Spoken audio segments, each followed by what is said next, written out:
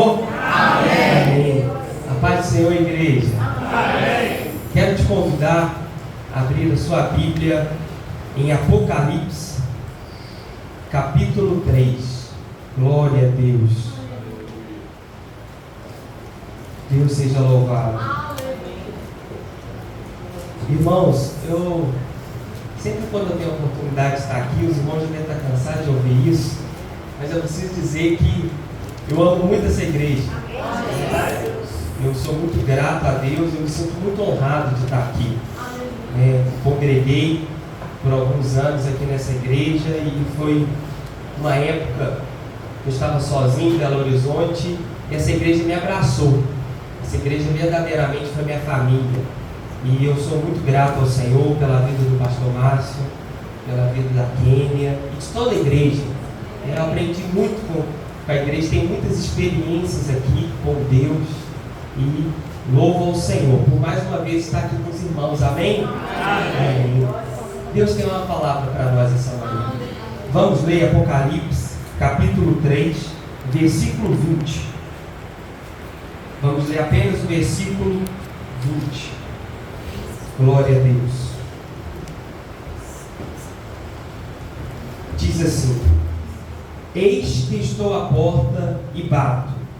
Se alguém ouvir a minha voz e abrir a porta, entrarei e cearei com ele, e ele comigo. Vamos ler mais uma vez? Eis que estou à porta e bato.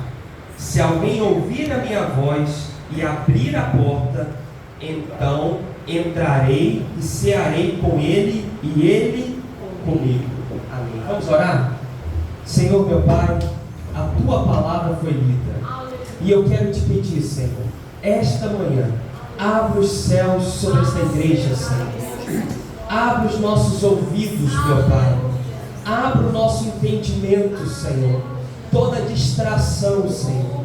Todo levante de Satanás contra as nossas vidas, para não ouvirmos a Tua voz, para não recebermos o poder que há na Tua palavra, nós repreendemos em nome de Jesus e te pedimos, Senhor, ministra através do Teu Espírito essa palavra no nosso coração. Fala conosco, vai de encontro à nossa necessidade. Pai, nós clamamos por Ti, precisamos Te ouvir, precisamos do Seu toque, precisamos da Sua intervenção na nossa vida. Vem, Senhor, e faz a Tua obra. Assim nós oramos, em nome de Jesus. Amém. Pode se assentar, meu irmão. Glória a Deus. Nós lemos um versículo muito conhecido. Ele é muito lido, ele é muito falado. O versículo que nós lemos retrata o quanto Deus deseja estar conosco, o quanto Deus está disponível para termos um relacionamento com Ele. E nessa carta escrita para a igreja de Laodiceia, o apóstolo João vai terminar ilustrando essa situação e declarando que Deus estava à porta daquela igreja, batendo literalmente na porta, e quem bate na porta tem um desejo só. Qual que é, irmão? De entrar. E há uma promessa nesse versículo, que aquele que abrir a porta, Deus entrará e ceará conosco, e nós um dia cearemos com Ele. Agora a ceia é nessa habitação, mas um dia a ceia será nas regiões celestiais. Para entendermos a profundeza desse versículo, a gente precisa voltar lá em Gênesis. Irmãos, é impressionante como Deus tem buscado o ser humano desde Gênesis até Apocalipse. É impressionante. O Criador dos céus e da terra, o soberano Deus, aquele que por meio do qual tudo se fez, Ele busca ter relação com o ser humano. Ele vai atrás do ser humano. Começa em Gênesis, quando Adão e Eva eles vão pecar, cometem o pecado, comem do fruto proibido. A Bíblia diz que eles vão escutar a voz do Senhor. E quando eles escutam a voz do Senhor, o que eles fazem? Se escondem por trás das árvores. E aí, Deus vai fazer uma pergunta para eles: onde vocês estão? Deus procurando o ser humano. É claro, irmãos, que Deus sabia onde eles estavam. Alguns ficam se perguntando às vezes: por que Deus falou onde vocês estão? Deus ali estava querendo dar uma oportunidade para Adão tomar coragem e falar: eu errei, pai, pode me dar varada, eu estou aqui. Deus queria essa oportunidade. É mais ou menos lá em casa. Chama a Rebeca, minha filha, para almoçar. Eu sei que ela está no quarto dela, cara. Aí ela não vai almoçar. Eu falo assim: cadê você, Rebeca? Diz: não está na mesa ainda. Por que eu estou perguntando cadê a Rebeca, se eu sei que ela está no quarto? É porque eu quero que ela apareça. Mas veja o interesse de Deus aqui pela vida do ser humano. Quando Adão come do fruto, Adão é uma mera criatura. Deus poderia simplesmente eliminar a vida dele. Mas Deus vem na terra e fala: Adão, onde você está? Deus está à procura de verdadeiros adoradores. Deus está à procura de corações abertos a Ele. Deus agora, mais à frente, passa-se o tempo, e Deus agora vai buscar, vai aparecer mais uma vez para o homem. Ele aparece para aquele chamado Abrão e fala: Abrão, sai da sua terra, vou te fazer uma grande nação. Deus mais uma vez buscando o ser humano. E Deus vai e aparece agora para José em sonhos. E por causa desse sonho, José vai parar lá no Egito e livrar Israel de uma fome que poderia acabar com aquele povo. Deus sempre aparecendo em sonhos, Deus sempre buscando estar com o ser humano. Ezequiel diz assim, não preciso abrir, Ezequiel 34:11: porque assim diz o Senhor Deus: eis que eu mesmo procurarei as minhas ovelhas e as buscarei. O Senhor falando: eu procurarei as minhas ovelhas. Irmãos, dá para sentirmos o amor de Deus. Ele mesmo, o próprio Deus, procurando as suas ovelhas. Mateus 18:12 vai dizer que o bom pastor, se ele tem 100 ovelhas e se perde uma, o que ele faz? Deixa as 99 e vai em busca daquela ovelha. Deus sempre revelou isso na Escritura, que Ele está em busca de corações abertos. João 4:23 declara que Deus está à procura de verdadeiros adoradores. E Deus não só procura, irmãos, como Deus nos convida a estar com Ele. Mateus também diz assim: vinde a mim, todos vós que estáis cansados. Percebam esse amor de Deus. Além dele estar procurando, além dele estar buscando, ele também convida, e esse convite é a todos aqueles que estão cansados e sobrecarregados. E Deus é tão maravilhoso que ele, além dele nos buscar, ele deixa uma carta, que é a palavra de Deus, a Bíblia, para aprendermos a encontrar esse Deus. Irmãos, se a gente analisar as Escrituras, nós vamos perceber o tamanho do amor do Senhor para com as nossas vidas. É fato que a gente é muito imaturo e às vezes a gente não percebe. Eu lembro, eu mesmo, um dia nessa igreja, sentado nesse banco, na minha imaturidade, eu lembro que estava no meio do culto, pastor, e eu fiz uma oração para Deus. Eu estava com o coração pesado, triste, e eu falei: Deus, falei no pensamento, falei assim, para ninguém escutar essa oração, falei: Deus, eu vou pedir algo para o Senhor, eu preciso se sentir amado pelo Senhor. Olha a maturidade, irmão. Olha o amor de Deus já revelado nas Escrituras. Eu falei: mas eu preciso, Deus, me sentir amado. E eu queria te pedir uma coisa, como prova do seu amor: pega a sua filha Beatriz e traz ela aqui para orar por mim, mas no meio do culto, Deus. Eu não quero ser no final, não. Eu quero que no meio do culto ela atravesse e venha aqui orar por mim, irmão. Eu fiquei de olho fechado. De repente eu senti a mão no ombro. Falei, ah, Deus, não é possível, o Senhor não brinca não. Eu fui abrindo o olho devagarinho, quando eu vi ele não abria. Mas eu chorei copiosamente, porque Deus nos ama. E às vezes Deus despreza até a nossa maturidade, para a gente sentir esse amor. Vejam, desde Gênesis, Deus está, aonde está você, ó pecador? Aonde está você, ó coração? Entristecido, talvez magoado, flagelado, aonde está você? Eu quero você, eu te amo. Não bastasse isso, a história vai vindo, desde Gênesis, Deus aparecendo para o homem, e agora Deus faz o quê? Deus envia o seu Filho, porque havia um grande problema para ter um relacionamento entre Deus e o homem, o pecado. A santidade de Deus, ela é tão elevada, em um nível tão alto, ela é tão pura, que ela não tem como conviver, nem a certa distância, com o pecado. E a Bíblia diz que todos nós nascemos no pecado, e todos nós efetivamente pecamos.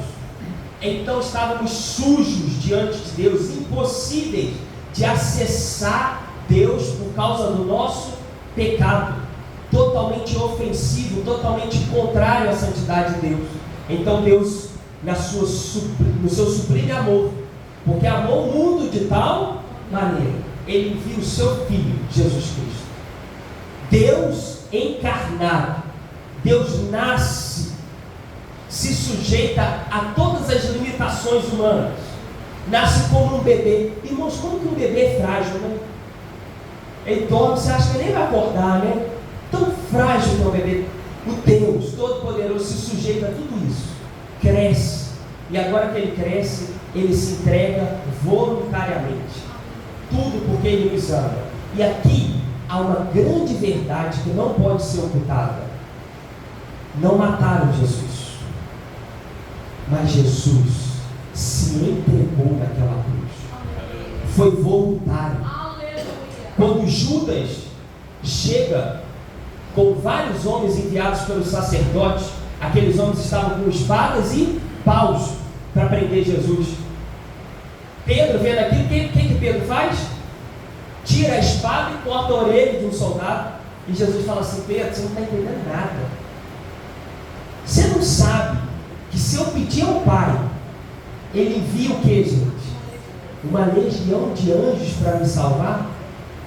Jesus não foi capturado, Jesus se entregou, e Ele tinha consciência de tudo que Ele ia sofrer. A Bíblia diz que os discípulos dele o abandonaram.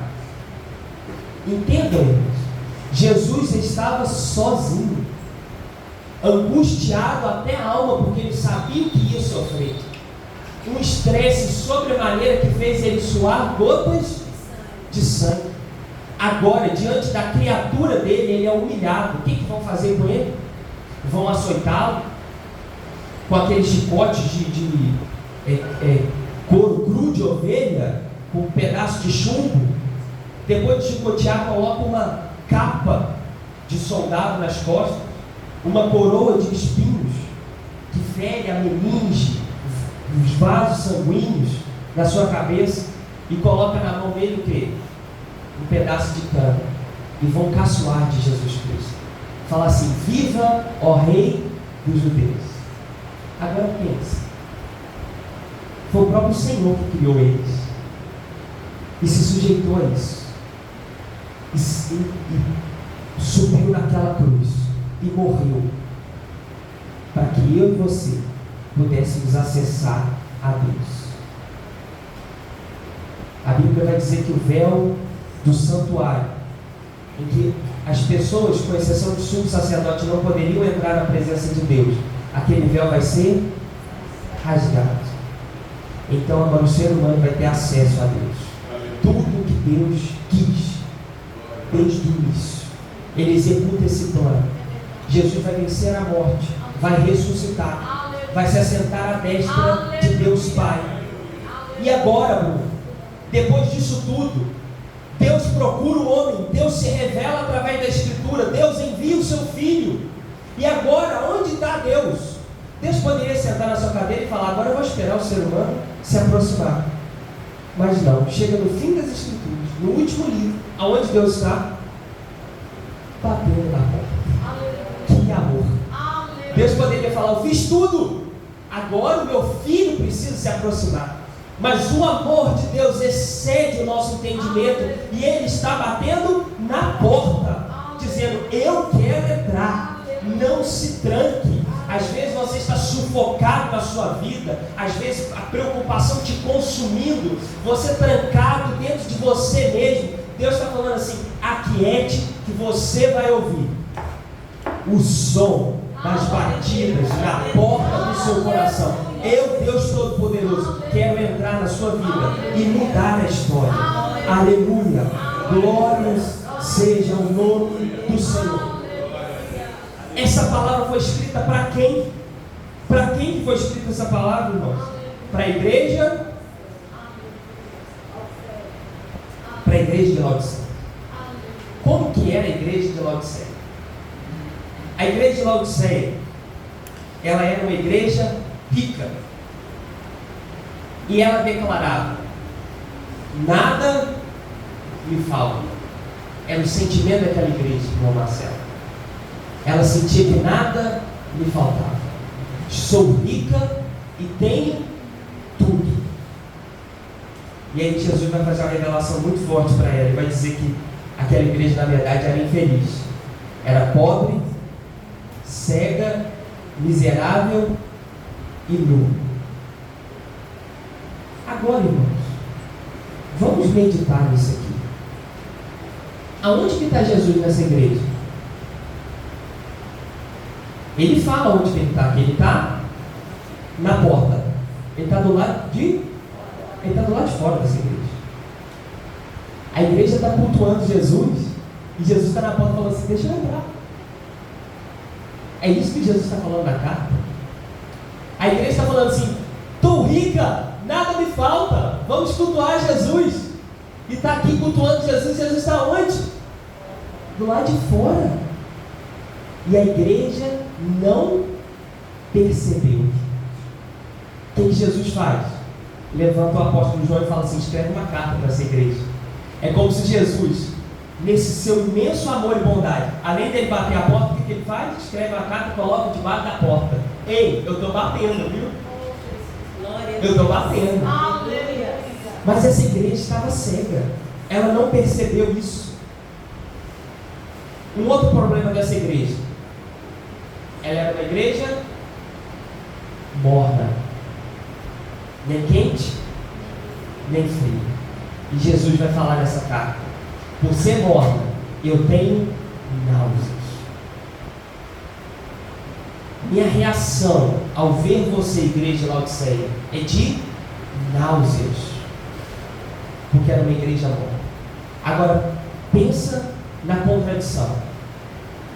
Deus procura o homem, entrega o seu filho pelo homem, se revela ao homem, busca o homem, procura, vai atrás, bate na porta, morre na cruz. E aquela igreja, numa situação apática, morna. A vida daquela igreja era uma vida burocrática, protocolar. E na igreja porque aprendeu que tem aquele compromisso de ir, cantava, dizimava, ceava, mas não tinha o quê? Prazer na alma. Já viram aquelas pessoas vibrantes? Você fala assim: fulano vem orar. Fulano ora, se deixar ele ora o culto inteiro. Os irmãos nem dão oportunidade para orar antes do almoço para aquele irmão, que é um problema, sabe? Aquele irmão vibrante, que ele sente prazer de estar na casa de Deus, ele sabe de onde Deus tirou ele, ele sente gratidão, ele senta aqui e ele fala: Deus, obrigado. Eu poderia estar sendo destruído, eu poderia estar morto, cego nos meus pecados, e o Senhor me revelou, o Senhor me trouxe a verdade. Mas Deus estava indignado com a apatidão, com a mornidão daquela igreja. Tudo que Deus havia feito, todo o amor de Deus derramado sobre aquele povo, e aquele povo olhando para si mesmo, olhando para o seu conforto, para o seu bem-estar, e falando: está tudo bem, eu não preciso de nada, E nem Deus aquela igreja tinha. Irmãos, temos que ter o maior temor de Deus e cuidado para não sermos enganados. O que é ser enganado? É achar que está caminhando para o céu, mas está caminhando a passos largos para o inferno. Que Deus nos livre de chegarmos no dia do juízo e falarmos: Senhor, em teu nome expulsei demônios, curei. E Jesus fala assim: apartai-vos de mim, porque nunca vos conheci. Aquela igreja estava cega, estava enganada, não estava ouvindo Jesus bater a porta, porque o seu conforto, as suas preocupações, os seus sonhos, os seus desejos faziam tanto barulho dentro de si, que não escutavam essa batida na porta de Jesus. Mas então, o que aprendemos com isso? Que eu e você, a gente precisa nos desarmar diante de Deus. Eu e você, nós precisamos abrir a porta, porque é requisito para Deus entrar. Ele não arranca. Versículo 20, lembra? Estou à porta batendo. Aquele que abre, eu entrarei. O que é abrir a porta, Bruno? É apresentar a vulnerabilidade diante de Deus. É falar: Deus, eu estou preocupado. Deus, as tarefas do dia tomaram o seu lugar na minha vida. Restabelece o teu trono na minha vida. Deus, eu preciso voltar a chorar na sua presença. Deus, eu preciso começar a nossa oração listando os meus pecados. Eu estou sujo diante do Senhor. Deus, eu achei que eu tinha tudo. Deus, eu estou aprisionado no meu próprio conforto, na minha própria riqueza. Eu confio na força dos meus braços. Mas Deus, eu não quero mais deixar o Senhor fora da minha casa. Deus, eu não quero mais cantar louvores com o Senhor bater na porta e pedindo para entrar. Deus, eu não quero mais. Eu não quero mais viver uma vida fingida, enganando a mim mesmo, sabendo que o Senhor não está dentro de mim. Deus estabelece morada. Irmãos, precisamos disso. Precisamos nos apresentar diante de Deus, para que Ele possa entrar e ceiar conosco. Às vezes, as preocupações, a culpa nos aprisiona, tranca as portas do nosso coração. Sabe, às vezes você se sente indigno de Deus. Às vezes você não quer olhar para o seu pecado porque está tão feio. Sabe como Adão se escondendo entre as árvores? Mas há uma hora, irmãos, que a gente precisa quietar a nossa alma e ouvir a voz de Deus. Eu quero falar com os irmãos acerca da história de um homem na Bíblia que se encaixa nesse chamado de Deus. É a vida de Elias. A vida de Elias é impressionante. Elias se apresenta diante do rei Acabe com ousadia. O rei naquela época, se mandasse matar, o que acontecia? Morria. Não tinha nem STF. STF não é bom, mas naquela época nem isso tinha. O rei mandou matar. Ninguém está gravando não, né, irmão? Você não quer ser preso. Ó, misericórdia. Deus seja louvado. Não preciso excluir não, porque Deus é meu advogado. Amém, irmão? Irmãos, onde que estava Jesus? Tem misericórdia, Senhor. Elias, obrigado, pastor. Elias chega para o rei Acabe e fala assim: ó, não vai chover. E Israel vai viver uma seca terrível. Quando não chove, falta comida, falta bebida. E foi assim Israel. Israel viveu uma fome miserável. Só que Deus pega Elias e faz o quê? Manda ele para o riacho querido e vai sustentar ele, que lá naquele riacho tinha água, e Deus mandava um corvo, um animal, mandar comida para ele de manhã e de noite. Pense vocês, chegando a água, deixando carne para você. Não é promessa de presidente, de picanha não. É Deus providenciando. Elias depois, ele vai chegar na casa de uma viúva, e essa viúva, como todo Israel, está passando o quê? Necessidade. Essa viúva fala assim: eu tenho aqui um pouco de azeite. vou fazer a última refeição para mim e para o meu filho. Aí Elias faz uma proposta muito tranquila. Fala assim, não, pega essa última receita, o bolo que você ia fazer para você e para o seu filho, faz para mim.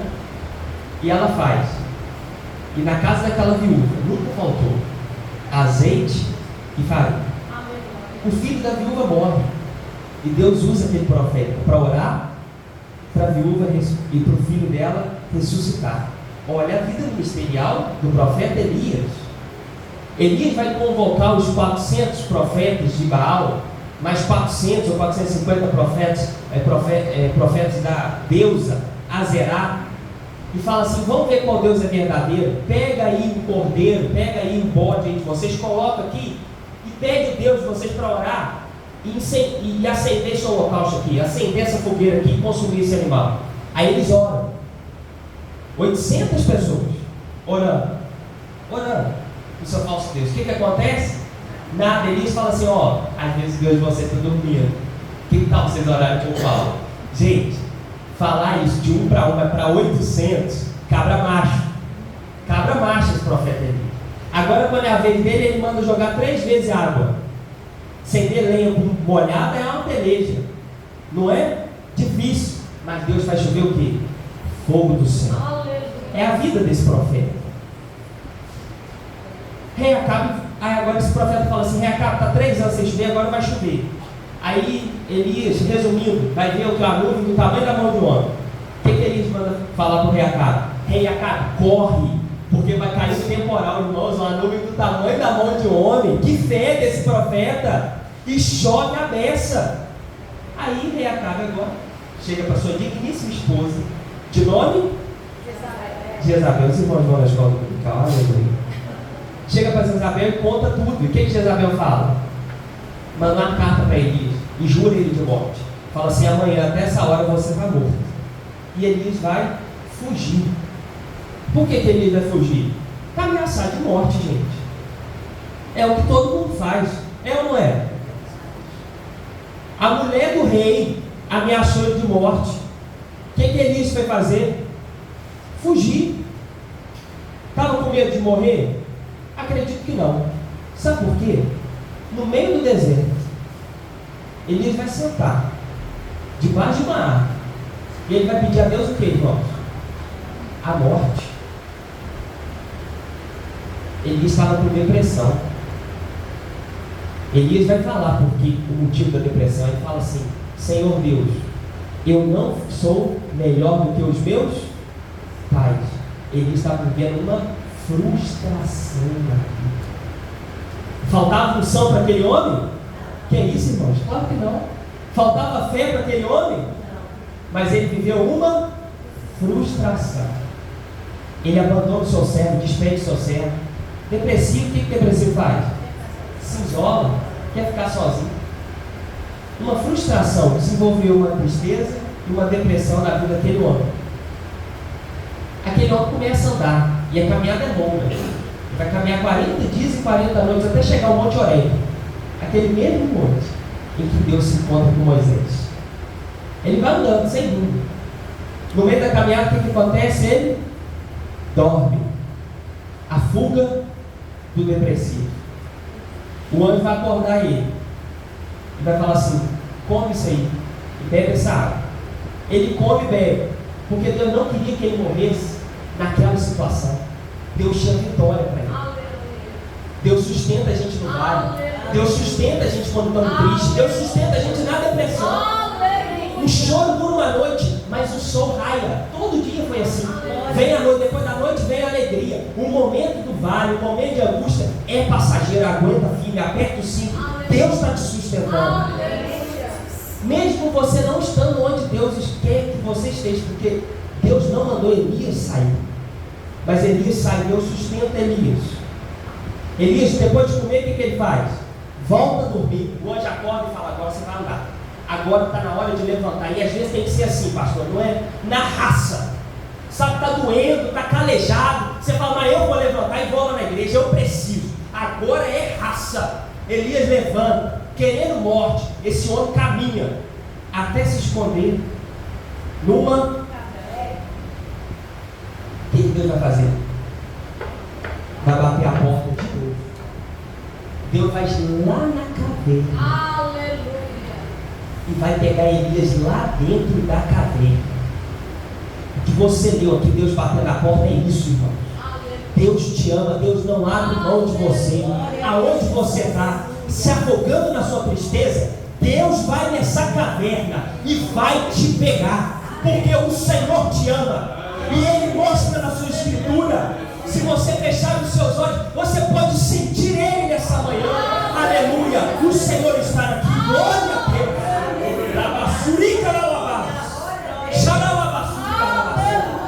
Aleluia, aleluia. Saia dessa apatidão, saia dessa mornidão, saia dessa frieza. Levanta, bate os pés, sacode a poeira e continua essa caminhada. Está indo para a caverna, não tem problema, mas não para de marchar. Deus vai te achar, Deus vai te achar. Aleluia, glória a Deus. Deus vai chegar naquela caverna. Elias vai ver 3 coisas naquela caverna. Elias vai ver uma tempestade.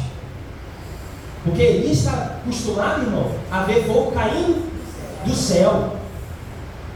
Elias está vendo Deus, o que? Poderoso, sempre agindo forte, ressuscitando o filho, aumentando a botija da viúva. Agora Elias vê uma tempestade lá na caverna. E ele percebe que Deus não estava na tempestade. Depois Elias vê um terremoto. E Elias percebe que Deus não estava no terremoto. Depois Elias vai ver um incêndio, ver fogo. E Elias vai perceber que Deus não estava no fogo. E depois disso, a Bíblia diz que Elias ouviu uma voz doce e suave. Deus queria se revelar diferente para Elias. Deus queria mostrar para Elias, naquela suavidade da voz, naquela doçura da voz de Deus, naquelas batidas suaves na porta, que Deus não tinha juízo, mas Deus tinha misericórdia, Deus tinha esperança para a vida daquele homem. Aleluia. E aquela voz doce e suave vai tirar Elias da caverna. E Elias volta para onde Deus mandou ele voltar. Deus vai falar assim para Elias: sai para fora e volta pelo caminho. Às vezes precisamos fazer isso. Às vezes a gente caminhou tão longe para chegar até a caverna, e Deus fala assim: volta tudo de novo, porque eu não te mandei sair daquele lugar. Deus está batendo na porta da igreja de Laodiceia. Aquela igreja está trancada dentro dela mesma, está vivendo com a infelicidade e nem enxerga essa infelicidade. Irmãos, se você estiver na casa de alguém, eu estou terminando. Vai ter que horas, pastor? O pastor falou até a hora que acabar. Não sei se vocês têm almoço. Aleluia. Se você bate na porta da casa de alguém, escutem. Se você bate na porta da casa de alguém, você tem certeza que esse alguém ouviu. Se ele não abrir, o que você faz? Eu vou embora. Tem alguns que eu acho que vão ligar, insistir. Eu iria embora. Jesus também. Presta atenção. Quando batemos na porta e temos certeza de que fomos ouvidos, e a porta não é aberta, nos afastamos silenciosamente. Há um versículo, Isaías 55:6, que diz assim: buscai o Senhor enquanto se pode achar, invocai-o enquanto... Eu estou concluindo, presta atenção. Deus está batendo na porta? Vai bater na porta para sempre? Não. Buscai o Senhor enquanto... A misericórdia de Deus, ela não tem fim. Ela é infinita. Mas há um tempo em que não há mais como invocar. Os irmãos estão entendendo? Quando acabar o fôlego, quando a consciência for embora, quando o coração parar de bater, o tempo da batida de Deus na porta também há de cessar. Há uma responsabilidade muito grande nisso. Não há como ficar ignorando para sempre as batidas na porta de Deus. Chegou a hora de você se render. Chegou a hora de você dobrar os seus joelhos. Eu preciso ajeitar minha vida. Não, Senhor. Você tem que se entregar ao Senhor do jeito que você está. Vinde a mim. Vós que estáis cansados. Deus quer os doentes. Deus quer você. Deus vai curar você. Há um tempo que a gente não pode desperdiçar. Jó 14 diz assim: o homem nascido da mulher é de poucos dias e de farta inquietação. O que Jó está querendo dizer isso? Que a vida é muito curta. Um homem nascido de mulher é de poucos dias e de farta inquietação. É a vida terrena. Poucos dias e muitas ansiedades, e muitas preocupações, e muitas inquietações nesse pouco tempo que temos de vida aqui na terra. Tiago vai dizer que a nossa vida é um vapor que aparece por um pouco e depois desvanece. Aquele cafezinho da manhã que você faz, você vê o vapor subindo e de repente cadê ele? Some. É assim a nossa vida.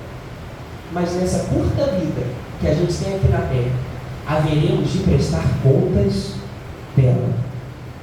Romanos 14:2 diz que cada um de nós prestará contas de si mesmo diante de Deus.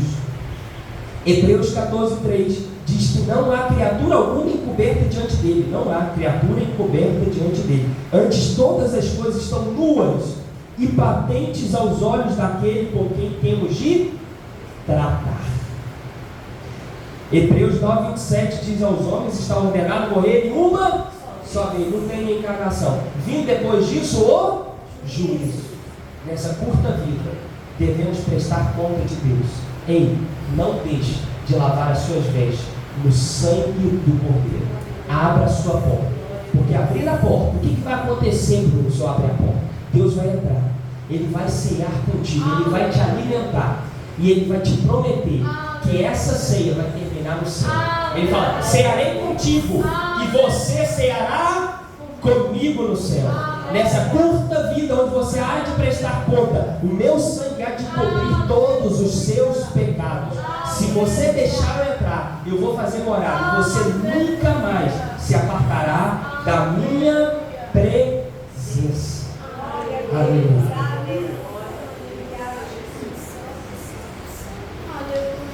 Resumo, irmãos. Deus quer ter comunhão contigo. A gente abre a porta e deixa sentar na mesa aquele que a gente tem intimidade. Deus quer intimidade contigo. Chega de ter uma vida fria, protocolar diante de Deus, mas tenha fervor, entusiasmo em estar com Deus, prazer de estar com o Senhor. Eu quero terminar contando uma história.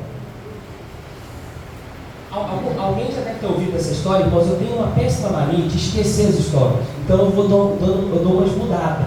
Então às vezes você já tem escutado essa história e fala assim: mas não é bem assim não, é normal. Eu dou umas mudadas, a minha memória para isso é ruim. Mas é uma história breve. A mulher, um casal, a mulher chega para o marido e um dia pede ele, fala assim: amor, estou cansado, lava a louça para mim. Já pediram isso para o seu esposo? Ele vai chegar e vai falar para ela o seguinte: é uma questão de divórcio? Ela falou: como? É uma questão de divórcio? Ela não está entendendo. Não, se eu não lavar a louça, você vai divorciar comigo?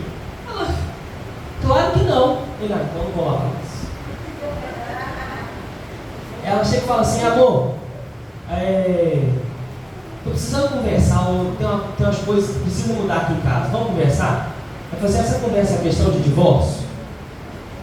Aí ela fala: como assim? Lá vem você de novo com isso? Não, se a gente não conversar, você vai divorciar? Acho que não. Então eu não vou conversar contigo. Aí ela chama um dia para fazer uma caminhada de manhã. Tá vendo? Nessas horas que eu mudo a história, entendeu? Vai fazer uma caminhada de manhã. Aí ele fala assim: caminhada? Não, eu sou a igreja de Laodiceia, tá tudo bem aqui. Não vou fazer caminhada não. É uma questão de divórcio, os irmãos sabem onde você vai chegar. Aí ela fala: não é uma questão de divórcio. Daqui a pouco o que vai acontecer, irmão? Divórcio. Às vezes a gente se relaciona com Deus assim. Deus chega e fala assim: eu quero que você fique aqui. Não vai para a caverna, não. Aí você fala: Deus, é uma questão de salvação? Ah, não é. Acho que não. Vou seguir esse caminho. Aí Deus te toca a fazer aquilo. Você fala: ah, não é a questão de salvação. Onde você vai se dar? Você perde sua salvação. Bruno, não entendi. Às vezes nós não estamos dispostos a renunciar a nossa vida por completo. Mas a gente quer andar numa corda bamba e equilibrando. E quando bate o vento, a gente cai. Irmãos, mergulha profundamente no seu relacionamento com Deus. Está na hora de escancarar as portas do teu coração, pedir para Ele entrar e agarrar por Ele. Que Deus te abençoe.